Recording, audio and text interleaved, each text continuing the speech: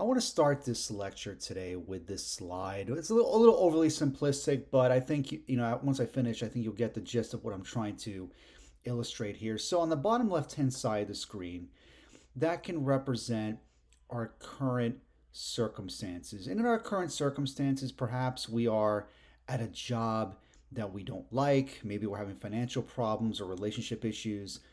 Maybe we've had some health scares or we're overweight and we're struggling with our health. Perhaps maybe that we are having family problems, or maybe we're struggling with loneliness, or maybe feeling like we're unfulfilled. In any case, chances are your current circumstance right now is not ideal or where you would like for it to be. And then on the top right hand side of the screen can represent our dreams, our desires, and our vision for a better life and things that we want to accomplish. And this gap that we see between where we are and where we want to be creates so much stress and anxiety and frustration, all these negative emotions, because we want something, but we don't have it and we don't necessarily know how to get there. So, to bridge this gap between where we are and where we want to be, we start to get busy. We take all sorts of action, we implement all these new strategies, we stay very busy, and with the hope that someday we'll be able to accomplish what it is that we want to accomplish. And this is not to say that taking action or developing strategies is bad. The problem is, however, we live in a society that rewards busyness. And as a result, this frantic pace that we're in right now makes us feel disoriented. It makes us feel as if what we want, even if we get what it is that we desire, we feel as if there's this bit of emptiness within us because we thought that what we wanted to achieve was going to make us feel a certain way. But when we achieve what it is that we want, we feel unfulfilled and we feel exactly the way we were before we got or achieved that desire. And really, this leaves us really questioning really what it is our role is in life, or what is the meaning of life. And this is something perhaps all of us have questioned and humanity has questioned for eons, is what is our role in the world? What is our role in the universe, per se? Because even when we achieve all it is that we want, we still feel like there's this lack or this emptiness within us.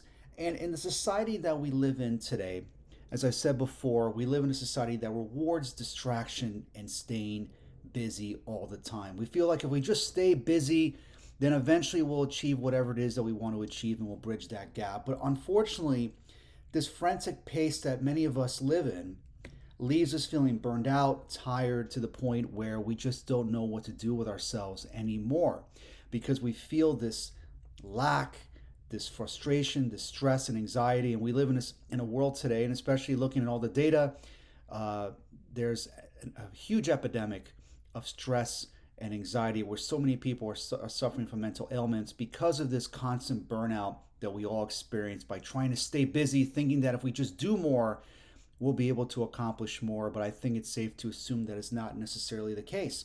So then how is it that we can alleviate all this stress and this burnout and this feeling of lack that we have between where we are and where we want to be? And I believe that Neville Goddard, I think, has a very good prescription for this dilemma that many of us face, where he says, and this is from his book, Feeling is the Secret, all you can possibly need or desire is already yours.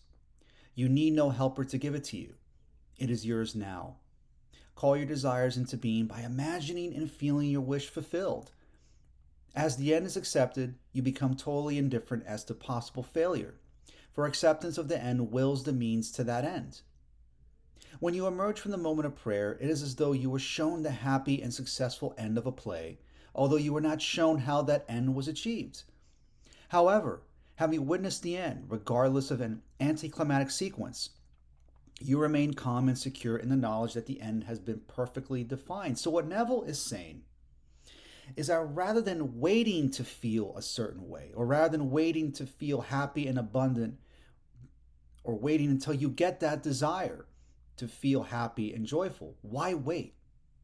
Begin to call your desires now into the present moment, where you begin acting and feeling as if what you want is already here, that what you want has already been accomplished, and that you already succeeded. And what does then is that we begin to reshift our focus from what we don't want to what we do want. Because having desires is a double edged sword. Because when we desire something, even though desire is somewhat necessary for the creative process, the problem with desire is that we subconsciously acknowledge that what we want is not in our life, or that we don't have what it is that we want. So we end up feeling this lack, this disappointment, this emptiness, and we feel that by staying busy and by taking lots of action, we'll eventually get what it is that we want because we're bridging that gap. But the problem with this is that we focus too much on lack and what we don't want rather than what we do want.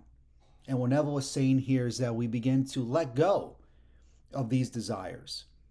And by acknowledging that what you want is already here, and that by believing and feeling as if the wish is fulfilled, it is only a matter of time that it will eventually manifest in your life. And to add to this, there's a book by Letting Go by Dr. David R. Hawkins, and I've referenced him in one of my previous lectures, a fantastic book, where he says, when letting go, excuse me, when letting go, ignore all thoughts. Focus on the feeling itself, not on the thoughts. Thoughts are endless and self-reinforcing, and they only breed more thoughts. Thoughts are merely rationalizations of the mind to try and explain the presence of the feeling. The real reason for the feeling is the accumulated pressure behind the feeling that is forcing it to come up in the moment. And I stress accumulated pressure, by the way. We're going to talk about that in a moment. The thoughts or external events are only an excuse made up by the mind. So what Dr. David Hawkins is saying is that we experience or we think of thousands of thoughts on a given day.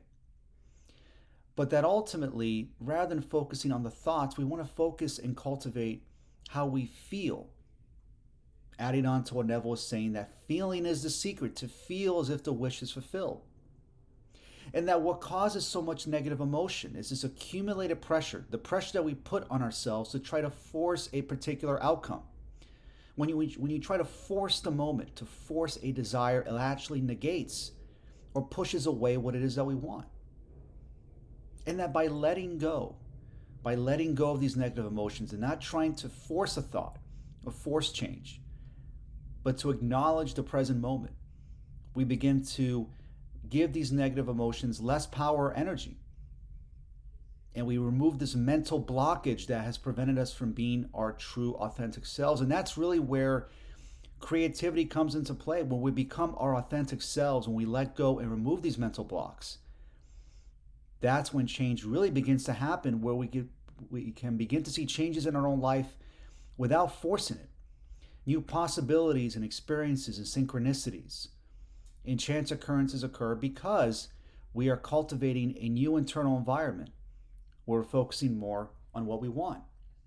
Because what happens, as I said before, this accumulated pressure by constantly trying to bridge this gap, by forcing outcomes, by living under lack and pain and stress and anxiety, it gets to a point where even if we achieve what it is that we want to achieve, we still feel like our life is just lacking.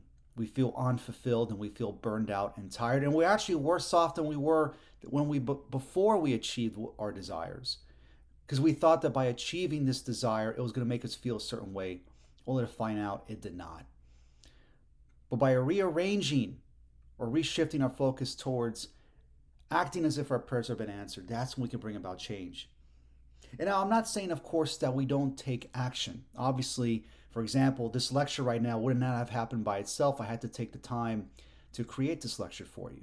Or a book is not going to write itself. And certainly if you want to start a business, there's certain action steps you have to take. But the effort and action you take should feel effortless, or at least where there's less internal resistance. And the action you take should feel inspired, and where many of your successes and possibilities and experiences will happen with less effort. And it goes back to the 80-20 rule, where most of your results will occur from just a few activities. By thinking and acting in a certain way, and by simplifying your life, you can achieve much more with less effort. And then by doing this, by reshifting this focus to possibility, the impossible becomes possible. And that's where life becomes much more euphoric and exciting because right already what you desire is already yours. By thinking and feeling as if the wish is fulfilled, no longer is what you that desire impossible. It actually becomes possible now that it has been entered your mental studio and you cultivate that vision to feel as if that vision is already in your life now. And by doing so, you begin to take the appropriate action to get what you want, where you enter this state of flow, where you're totally immersed in what you're doing and you're totally immersed in your life, where everything just starts to be clicking on all cylinders. Things start to make sense. You're no longer indulging in those negative emotions, that mental blockage that has prevented you from being your authentic self. And when you enter these states of flow where you feel euphoric, joyful, and happy, that's when things really begin to happen. And that's when no longer you're feeling lack. And that's when your desires can really be brought forth into your life because you're acting and feeling as if those desires are already yours. And they certainly are, my friends. So I hope you enjoyed this lecture, and I'll see you next time. Take care.